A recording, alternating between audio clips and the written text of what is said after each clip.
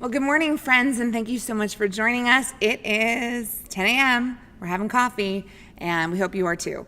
Today on That's What She Said, we are welcoming to the stage Miss Karen Sharp from our sponsor for today's episode, Bank Champaign. So thank you, Bank Champaign.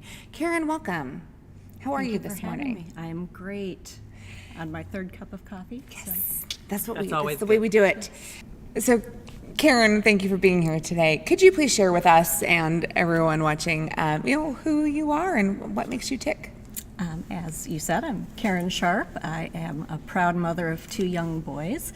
I have a 12-year-old who goes to Jefferson Middle School and a 9-year-old who goes to Westview, and a very supportive husband, thank God, William, who works at the university, and I'm active in the community through Savoy Rotary Club and Cunningham's Children's Home. Try to volunteer at Eastern Illinois Food Bank and Salt and Light because I'm very passionate about children and hunger issues. So those are some very important causes. So thank you for your service. Tell us about what you do at Bank Champaign. At Bank Champaign, I am with the Wealth Management Department, so I help manage people's portfolios for retirements and just investing in general, and then also help with estate planning and settling of estates. So we can get you from the start to finishing out your legacy. How long have you been there? I have been there now for 11 years. That's exciting. Bank Champaign is known in this community as being very supportive of nonprofits and causes, and particularly women in this community as they search for financial stability. So share with us, you mentioned that there is a new initiative that you are overseeing. Yes. And what is that all about? I have been reaching out to attorneys in the area and CPAs because we've had, in the last year, a handful, more than we'd like to see, of women who have been widowed at varying stages of life and, divorced also, actually, where their husband was the primary financial person. And so they didn't know where the investments were. They didn't know what investments they had. They didn't know if there was life insurance. Didn't know if there was a will. Basic things that are very important. As important as going and having, an annual physical for your personal health. Your financial health is just as important. And so our goal is to let attorneys and CPAs know that, hey, we are there to help you do your job more efficiently, because if someone passes away and there are stock certificates still held by the clients, it's very time consuming to go to the transfer agents and get those transferred from joint ownership to the wife's name. And sometimes you're finding them and you don't know if that company exists anymore because if you think about it, AT&T, which was Illinois Bell way back when, has gone through so many changes that you may have something that says AT&T, but it was the old AT&T, which has since changed names 3 or 4 times and had a cellular company spin off of it and then get sold. And so it's going through a cleanup process that attorneys really don't have the time for. It's not what they do. And the spouse, it's not what they do. And since they never really had a hand in the finances, it's very overwhelming and confusing to them. So we're just offering, hey, let us help. It's what we do. And my passion is trying to get people so they're comfortable, women especially, investing. Because a lot of the times when women go and meet with financial advisors, they're talked over instead of talked to.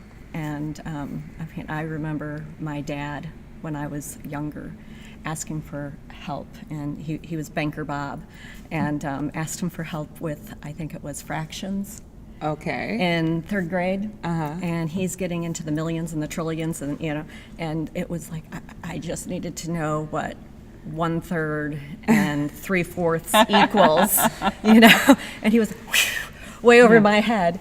And when I'm talking to the female clients, they may have had investments for 7 years or 10 years, and they're saying, wow, I'm finally understanding this.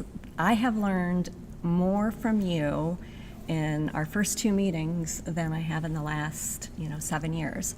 And it's, part of just breaking it down and not assuming that they know what the acronym, the industry lingo is. Because we do have terms, and, and, hey, is it okay if I put my husband on my IRA or my IRA? And well, IRA stands for Individual Retirement Account, so there can only be one name on it, but he could be listed as your beneficiary. And it's not just women, I just want to clarify, that ask that question. It's a lot of people that don't understand that an IRA is a single person account. Which is being proactive, I think, because I'm one of those people, like any kind of money talk makes me really nervous, but as Jeanette knows, but going in ahead of time before you find yourself in a crisis situation, that you all are available to ahead of time sort of hold our hands and you can do this, and here's what this means, here's what you have, here's what we can help you to move toward, because I can't imagine in such a stressful time of your life to then throw all of that on top of it while you're juggling so much. And it is so much easier, especially when it is a traumatic time, to sit down with a financial planner and get everything kind of tuned up so that you know where all your assets are, that your will is current. One person thought they had everything clearly taken care of in their will, and it was not. And okay, so that just sent me into a panic. So we made wills, like, wait a minute, current? Like, what do you mean current? Like, do wills need to be updated? Because it's been almost 20 years since we did ours. I thought it was a one and done. You're saying no? Not necessarily. You're still married to the so husband far that you wrote that will with, I'm assuming. Yes. Carrie, if you need someone else to add to your will, I'm available. I just want to make sure you know that. Like, if you need to share the love and the wealth, I'm Jeanette. here for you. But like my parents did theirs before my brother was born. They have not revisited. He's out.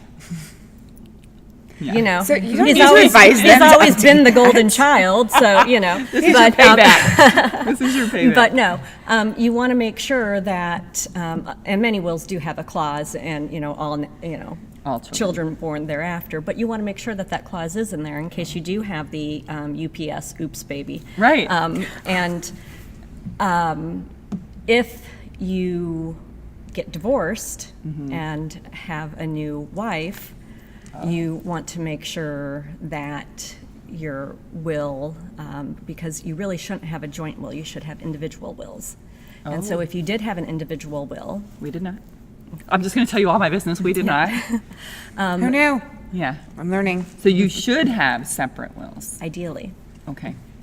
And then if you had when you were married, the individual will, then you got divorced, depending on if you listed specific beneficiaries, you want to make sure that you go in and amend that, because more than likely you have the name of your now ex-spouse, and you don't want to be leaving her your estate. You probably want to be leaving your new wife the funds, not the ex-wife. Just to be clear, I don't have a new wife, but it's good to be prepared. Yes, you never But know. people truly don't think to do that when they divorce, remarry. Same with IRAs, 401ks, 403bs.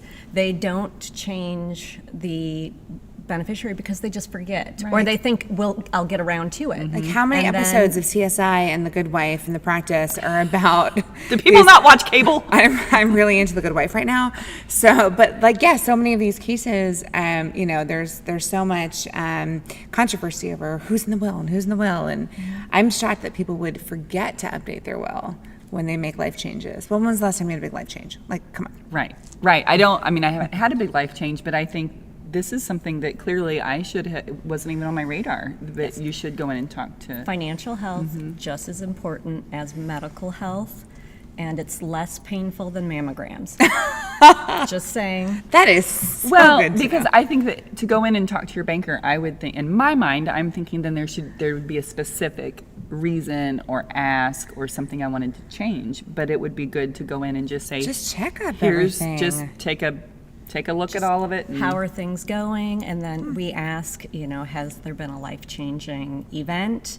Because it may have been when we first did your investment portfolio, you were single and you could be a lot more aggressive with how you were investing. And now you are married with 2 kids and, you know, you are wanting to do a college fund also. And so you need to be a little bit more cautious. You may have changed jobs where you have more income, so we can bump up what you're putting away for retirement. Take advantage of, if you've switched over to the university, they have not only the CSRS mandatory retirement, but they also have the discretionary 403B you can add to. Oh. So they can really maximize for tax efficiency what they will, in essence, pay Uncle Sam. You know, do you want to pay yourself or do you want to pay Uncle Sam? So those are all things that we can look at to see what's best for you each year. So it's clear that there are so many different pieces to the financial planning puzzle that you offer, that Bank Champaign offers.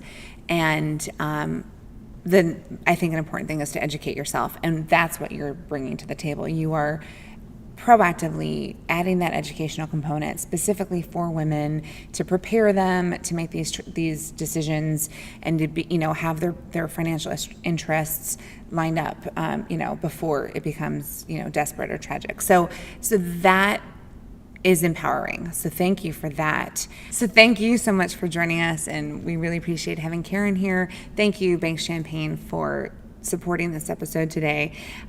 We're very happy to be sitting in the beautiful Virginia Theater in downtown Champaign, and thank you, as always, to Columbia Street Roastery for keeping us caffeinated. We appreciate your support. Thanks for watching, and until next time, that's what she said. That's what she said.